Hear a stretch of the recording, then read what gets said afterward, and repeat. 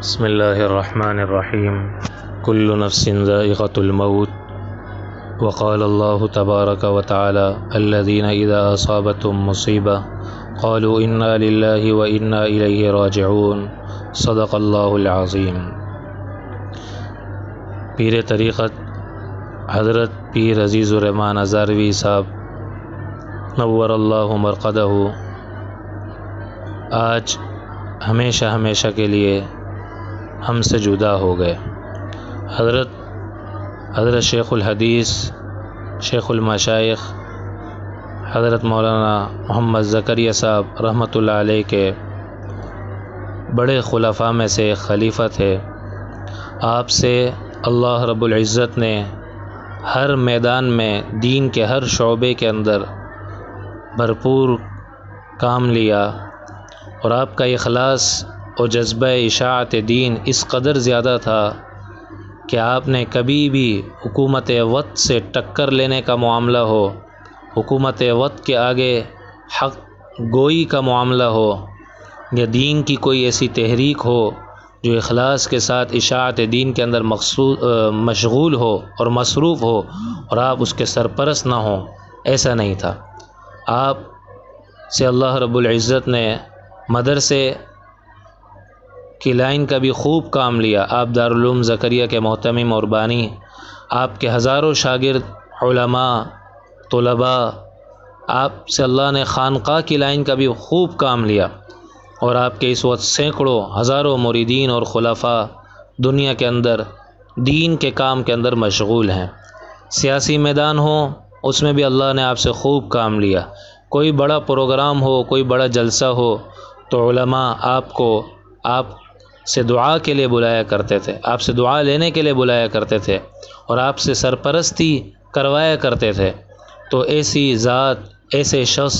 بہت کم دنیا کے اندر پیدا ہوتے ہیں، اور بہت کم دنیا میں ان کا وجود پایا جاتا ہے، اور جب یہ چلے جاتے ہیں تو حقیقت میں ایسا خلا آ جایا کرتا ہے جس کو کوئی چیز پوری نہیں کر سکتی۔ لیکن میرے رب کا فیصلہ ہے، ہر نفس نے، ہر ذی روح نے موت کے مزے کو چکھنا ہے، اور وہ موت ہر ذی روح کو پہنچ کے رہنی ہے، اور اس کا یہاں سے انتقال ہو جانا ہے، اور اگلے جہاں میں اس نے چلے جانا ہے۔ لیکن ایسا شخص جس کی دنیا کی زندگی خوبصورت ہو تو موت تو اس کے لیے ایک تحفہ ہے، موت تو اس کے لیے ایک تحفہ ہے کہ ساری زندگی جس اللہ کو سجدے کیے، آج اس اللہ سے ملاقات کا دن ہے۔ ساری زندگی جس نبی کی سنتوں پر عمل کیا، آج اس نبی سے دیدار کا دن ہے۔ ساری زندگی جس اللہ کے احکامات پر عمل کیا اور کروایا، آج اس اللہ کے دربار میں پیش ہونا ہے۔ ساری زندگی جس نبی کی سنتوں پر عمل کیا اور کروایا، آج اس نبی کے دیدار کا موقع آ گیا۔ ساری زندگی جس اللہ کے احکامات پر عمل کیا، کروایا اور اس کے پابند رہے، ساری زندگی جس نبی کے احکامات پر اور سنتوں پر عمل کیا، کروایا اور اس کا اہتمام کیا، آج اس نبی کی ملاقات کی گھڑی آ چکی۔ ساری زندگی جس رب کے کلام کو پڑھا اور پڑھایا، ساری زندگی جس نبی کی حدیث کو پڑھا اور پڑھایا، آج اس اللہ کے اور اس اللہ سے اور اس نبی کے دیدار کا موقع اور دن اور گھڑی اللہ عطا فرماتا ہے۔ یہ مومن کے لیے موت تو ایسی مثال رکھتی ہے۔ آپ بہت زیادہ للہیت رکھنے والے اور درود شریف کی لوگوں کو ترغیب دینے والے، اور درود شریف سے یقینی طور پر مسائل کے حل کو بیان کرنے والے، اور ہر موقع پر درود شریف کا اہتمام کروانے والے، اور آپ ہر موقع پر درود شریف کی کثرت کرنے والے ایسی ذات اور ایسے شخص تھے کہ آپ کی مثال دنیا کے اندر کوئی نہیں ملتی۔ یقیناً آپ کی ان اعمال اور آپ کی ان نیکیوں اور آپ کی ان نیکیوں پر ترغیب کی وجہ سے اللہ تعالیٰ آپ کو اپنے بارگاہ میں اور اپنے قرب میں اور اپنے جوار میں بڑی بھرپور رحمت و بھری جگہ نصیب فرمائیں گے، اور اپنے نبی کی خصوصی شفاعت نصیب فرمائیں گے۔ اللہ تعالیٰ ہم ان کے بعد رہنے والے چھوٹوں پر کوئی نیا فتنہ یا کوئی ایسی نئی چیز پیدا نہ کرے کہ جس کا مقابلہ ہمارے لیے ان کی غیر موجودگی میں ناممکن اور مشکل ہو، اور اللہ کرے کہ بعد میں رہنے والوں کو اللہ وہ اخلاص نصیب فرمائے کہ بڑے بڑے آنے والے فتنوں اور بڑے بڑے اٹھنے والے شر کی موجوں کو ہم جیسے